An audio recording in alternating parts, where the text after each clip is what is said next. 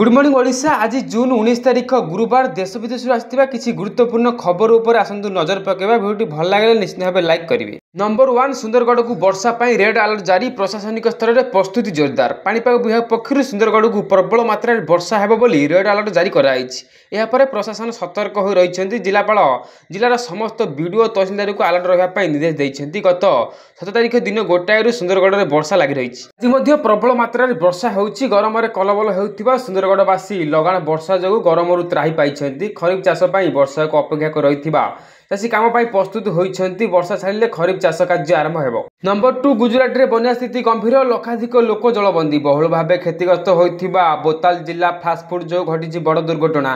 भासीगला eco van लाठीधरगु संगभद्दार जाऊा बेले एक eco van भासी जाइथिला। प्रबल जलस्रोतर भ्यान भासी जाइथिबा बेले सेथिरे थिबा 9 जन यात्री भासी जाइथिले। 4 जन यात्री को उद्धार कराइथिबा बेले आ 5 जन निखोज अछंती। सेमानकु खोजिबा लागि एनडीआरएफ टीम नियोजित होइछंती। या सब पुलिस अग्निशम बाहिनी भी रेस्क्यू ऑफिसर सामिल होइछंती।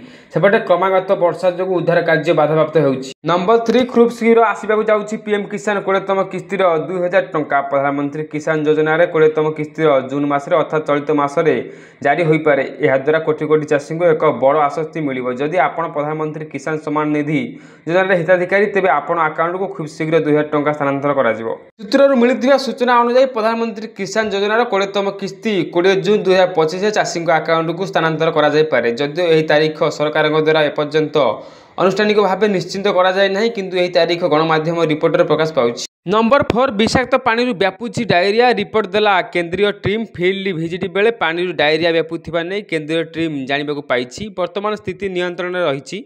जाजपुर जिले में डायरिया स्थिति को नहीं लोकसेवा भवन में केंद्रीय टीम सह स्वास्थ्य विभाग बैठक चली। आगू किभली भाव डायरिया नियंत्रण को आने कौन सब पदक्षेप नियाजिबो से नहीं केंद्रीय टीम सरकार को परामर्श देव बोली जଣାपड़ी। सप्ताह हेलानी राज्य में 9 जिले में झाड़ाबांति संक्रमण थमिबार ना धरुनी। प्रतिदिन नुआ झाड़ाबांति रोगी चिन्हट होउछन्ति। प्रभावित जिला को बाद दे अन्य जिले में जेपरी झाड़ाबांति न व्यापिबो सेथिपाई राज्य सरकार अंटा भिड़िछन्ति। नंबर 5 यात्रा स्वर्ण मंदिर छाड़िले रानी पंडा गढ़िले नुआ यात्रा पार्टी। किछि दिन तले यात्रा स्वर्ण मंदिर में दायित्व नहीं आसे नपुरनु अभ्यंतरीण विवाद पर छाड़ी सांबादिक सम्मेलन में कहते रानी पंडा निजर नुआ यात्रा पार्टी निज बैनर में गढ़िले अपेरा नाट्य मंडप। नंबर 6 शंकरपुर में 2टी पानी कंपानी सिल कला सीएमसी। अस्वास्थ्यकर परिवेश में होता पैकिंग। कटक सहर में डायरिया निराकरण को दृष्टि रखी कटक महानगर निगम द्वारा खाद्य और पीवा पानी जांच प्रक्रिया व्यापक होइछि।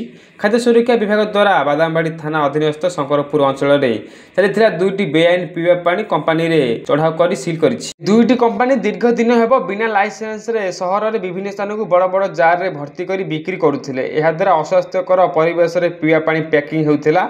फील्ड रे ना रे अनेक असना पानी रे पानी व्यवसाय चलीथिला। नै कटक महानगर निगम द्वारा सेठारे नोटिस लगा जिवा सह 2टी कंपानी को सील कराइछि।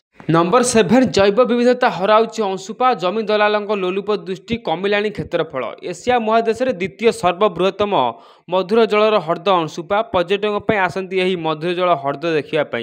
एठाकार प्राकृतिक सौंदर्य सहित आर्द्र भूमिर जैव विविधता आकर्षणीय केन्द्रबिंदु पलटि विगत दिन अपेक्षा एवं अनेक किछि उन्नति आहरी अनेक काम हेबाकु रही। जो भली स्थिति सृष्टि होइछि आगामी दिन में यह हद्र जैव विविधता नष्ट होगा सहित निजर अस्तित्व हराइब। अंशुपा हृद एवं पोती होगा बसिलाणी। नंबर 8 विकास अटक नहीं। डबल इंजिन सरकार द्वारा विकास हेब 4 गुणा। राज्य सरकार को 1 वर्ष पूर्ति पालन अवसर में गत 12 तारीख में भद्रक जिला स्थित नेहरू स्टाडियम परिसर जिला प्रशासन अनुकूल आरंभ कर विकास मेला और सुभद्रा शक्ति प्रारंभिक खाद्य उत्सव 2025 षष्ठ दिन में माननीय उपमुख्यमंत्री प्रभाती परिडा मुख्य अतिथि भाव जोगदे विकसित ओडिशा और विकसित भद्रक संगठन में सरकार अभिमुख्य और ग्रहण कर पदक्षेप संबंध वक्तव्य रखिते। मोहन सरकार द्वारा विकास धारा आरंभ हो सारी। कौन परिस्थिति रे कहीं यह रोकिपारे ना। 2टी इंजिन रे लोकों विकसित गति बढ़ियो बोली से मत प्रकाश करथिले।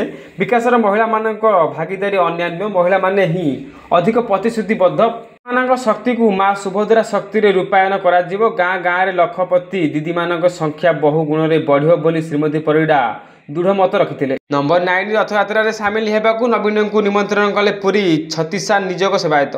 ପୁରୀ ଛତିଶା ନିଯୋଗ ସେବାୟତଙ୍କ ଏକ ପ୍ରତିନିଧି ଦଳ ମଙ୍ଗଳବାର ସନ୍ଧ୍ୟାରେ ବିରୋଧୀ ଦଳ ନେତା ନବୀନ ପଟ୍ଟନାୟକଙ୍କୁ ତାଙ୍କ ବାସଭବନ ନବୀନ ନିବାସରେ ଭେଟିଥିଲେ। ଏହି ସାକ୍ଷାତ ସମୟରେ ସେମାନେ ଶ୍ରୀମନ୍ଦିର ତଥା ପୁରୀ ସହରର ବିକାଶ ପାଇଁ ନବୀନ ପଟ୍ଟନାୟକ ସରକାରୀ ସମୟରେ ହୋଇଥିବା ବିଭିନ୍ନ କାର୍ଯ୍ୟ ପାଇଁ ଧନ୍ୟବାଦ ଜଣାଇ ରଥଯାତ୍ରାରେ ସାମିଲ ହେବାକୁ ନିମନ୍ତ୍ରଣ କରିଛନ୍ତି। ଜୁନ୍ 27ରେ ମହାପ୍ରଭୁ ବିଶ୍ୱ ପ୍ରସିଦ୍ଧ ରଥଯାତ୍ରାକୁ ଶୃଙ୍ଖଳିତ ଭାବରେ ପାଳନ କରିବା ପାଇଁ ଶ୍ରୀ ନବୀନ ପଟ୍ଟନାୟକ ସେବାୟତଙ୍କୁ ପରାମର୍ଶ ଦେଇଥିଲେ। ଏହି ସାକ୍ଷାତ ସମୟରେ ସାଂସଦ ସୁଭାଷିତ ଖୁଣ୍ଟିଆ ଉପସ୍ଥିତ ଥିଲେ। ନମ୍ବର 10 ରାଉରକେଲାରେ ବର୍ଷା ବଢ଼ିଲା, ତଳିଆ ଅଞ୍ଚଳବାସୀଙ୍କ ଚିନ୍ତା, ସଫେଇ ହେଉନି ପ୍ରମୁଖ ଡ୍ରେନ୍। ରାଉରକେଲାରେ ଝିପିଝିପି ବର୍ଷା ଜାରି ରହିଛି। ଆସନ୍ତା 2 ଦିନ ବର୍ଷା ଲାଗି ରହିବ ବୋଲି ପାଣିପାଗ ବିଭାଗ ପକ୍ଷରୁ ସୂଚନା ଦିଆଯାଇଛି। ଲଗାଣ ବର୍ଷା ନେଇ ସହରରେ ତଳିଆ ଅଞ୍ଚଳବାସୀ ଚିନ୍ତା ବଢ଼ିଯାଇଛି। ଡ୍ରେନ୍ ସଫାଇ ଠିକ୍ ହେଉନଥିବାରୁ ପ୍ରତିବର୍ଷ ଲଗାଣ ବର୍ଷାରେ ତଳିଆ ଅଞ୍ଚଳରେ କୃତ୍ରିମ ବନ୍ୟା ପରିସ୍ଥିତି ସୃଷ୍ଟି ହେଉଥାଏ। ନମ୍ବର 11 ବାରିପଦାରେ ରାଜ୍ୟର ପ୍ରଥମ ଆଦିବାସୀ ଶକ୍ତି ସମାବେଶ ଅନୁଷ୍ଠିତ। ରାଜ୍ୟର ପ୍ରଥମ ଆଦିବାସୀ ଶକ୍ତି ସମାବେଶ ଆଜି ବାରିପଦାରେ ଛଉପଡ଼ିଆରେ ଅନୁଷ୍ଠିତ ହୋଇଛି। ରାଜ୍ୟ ଆଦିବାସୀ କଲ୍ୟାଣ ଓ ସଂଖ୍ୟାଲଘୁ ଉନ୍ନୟନ ତଥା ସାମାଜିକ କଲ୍ୟାଣ ବିଭାଗ ଏବଂ ମୟୂରଭଞ୍ଜ ଜିଲ୍ଲା ପ୍ରଶାସନ ମିଳିତ ପ୍ରୟାସରେ ଅନୁଷ୍ଠିତ ଏହି ସମାବେଶରେ ମାନ୍ୟବର ମୁଖ୍ୟମନ୍ତ୍ରୀ ମୋହନ ଚରଣ ମାଝୀ ମୁଖ୍ୟ ଅତିଥି ଭାବେ ଯୋଗ ଦେଇଥିଲେ। ସରକାରଙ୍କ 1 ବର୍ଷ ପୂରଣ ଅବସରରେ ଆଦିବାସୀଙ୍କର ସର୍ବାଙ୍ଗୀନ ବିକାଶ ଲାଗି ଯେଉଁ ସବୁ ଯୋଜନାର ସଫଳ ରୂପାୟନ କରିଥିବା ସହିତ ଆଗକୁ ଆଉ କେଉଁ ସବୁ ଲୋକଭିମୁଖୀ ଯୋଜନା ରହିଛି ସେସବୁ ଲୋକଙ୍କୁ ଜଣାଇବା ପାଇଁ ଏହି ସମାବେଶର ଉଦ୍ଦେଶ୍ୟ ଥିଲା। ନମ୍ବର 12 ପାଖେଇ ଆସିଲାଣି ରଥଯାତ୍ରା, କାର୍ଯ୍ୟକ୍ଷମ ହେଲାନି ଶ୍ରୀ ଜଗନ୍ନାଥ ହସ୍ପିଟାଲ। ରାଜ୍ୟରେ ଅନ୍ୟ ମେଡିକାଲ କଲେଜ ଓ ହସ୍ପିଟାଲ ଭଳି ପୁରୀ ଶ୍ରୀ ଜଗନ୍ନାଥ ମେଡିକାଲ କଲେଜ ଓ ହସ୍ପିଟାଲରେ ପ୍ରଫେସର, ଆସୋସିଏଟର ପ୍ରଫେସର ଓ ଆସିଷ୍ଟାଣ୍ଟ ପ୍ରଫେସରମାନେ ନିଯୁକ୍ତି ପାଇଛନ୍ତି। ମଞ୍ଜୁରୀ ପଦବୀ ମଧ୍ୟରୁ ଅଧିକାଂଶ ପୂରଣ ହୋଇଛି।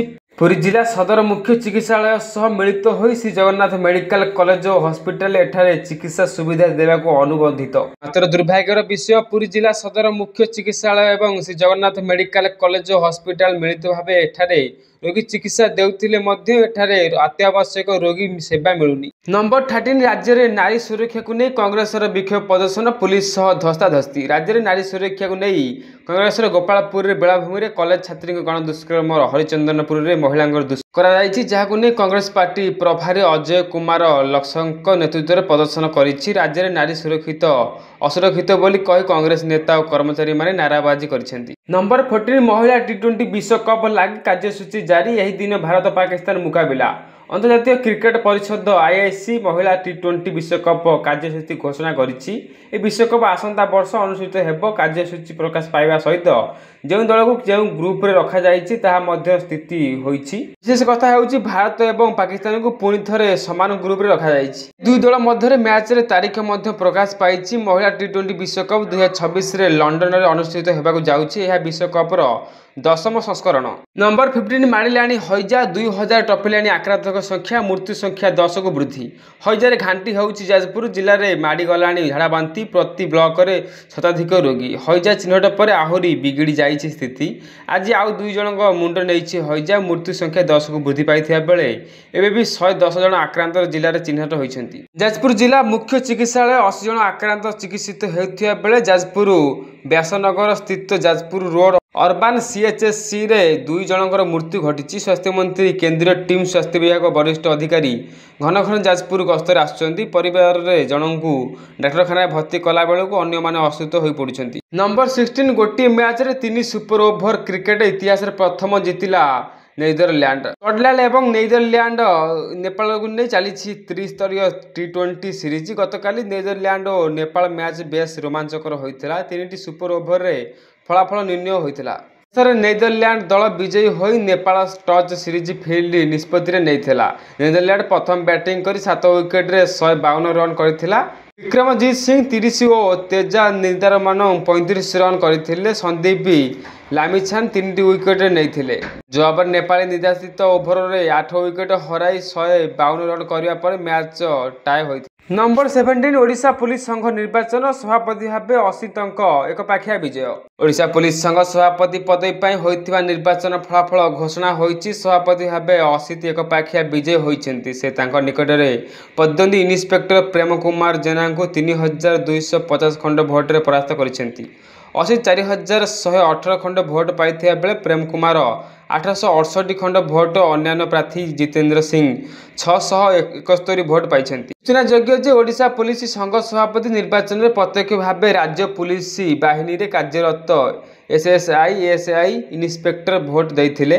ଗତ 13 ଓ 14 ତାରିଖରେ 2 ଦିନ ଧରି ଅନୁଷ୍ଠିତ ହୋଇଥିବା ଏହି ନିର୍ବାଚନରେ ରାଜ୍ୟରେ ସମୁଦାୟ 5665 ଭୋଟ ଦାନ କରିଥିଲେ। ଏଥିରେ 10 ଜଣଙ୍କ ଭୋଟ ନାକଚ ହୋଇଥିଲା। ନମ୍ବର 18 ରଥରେ ଖପୁରି ଉଠିଲା। ରଥଖଳାରେ ରଥ ନିର୍ମାଣ କାର୍ଯ୍ୟ ଶେଷ ପର୍ଯ୍ୟାୟରେ ପହଞ୍ଚିଲାଣି। ମହାରଣା ଓ ଭୋଇ ସେବକଙ୍କ ଦ୍ୱାରା ଆଜି 13 ପରସ୍ତ ପୋଟଳ ସର ଖପୁରି ପଡ଼ିଛି। ଗତକାଲି ସୋଧା 3 ଭୂଇଁରେ କଇଁଚି ସହ ଅନ୍ଦାରି ତାଗ ବାଡ଼ିଆ ଶେଷ ହୋଇଥିଲା। ଏଥିସହିତ 3 ରଥ ପୋଟଳ ସମେତ ପାରା ଭାଡ଼ି ଓ ଖପୁରିର ନିର୍ମାଣ ଶେଷ ହୋଇଥିଲା। ନମ୍ବର 19 ଡାଇରିଆ ପରେ ଡରାଇଲାଣି ଡଣ୍ଡିଜ। ରାଜଧାନୀବାସୀଙ୍କ ଭିତରେ ଛନକା। ଡାଇରିଆ ଡର ଯାଇନି, ଆସିଲାଣି ଡଣ୍ଡିଜ। ସାରା ରାଜ୍ୟରେ ଡାଇରିଆ ସ୍ଥିତି ଥମିନଥିବା ବେଳେ ରାଜଧାନୀରେ ଚିନ୍ତା ବଢ଼ାଇଲାଣି ଡଣ୍ଡିଜ। ଭୁବନେଶ୍ୱର ବରଗଡ଼ ବ୍ରିଜ କଲୋନୀ ଅଞ୍ଚଳରେ ଡଣ୍ଡିଜ ରୋଗୀଙ୍କ ସଂଖ୍ୟା ବଢ଼ିବାରେ ଲାଗିଛି। ଗତ ମାସ ହେଲା ଏହି ସଂଖ୍ୟା ବୃଦ୍ଧି ପାଉଛି।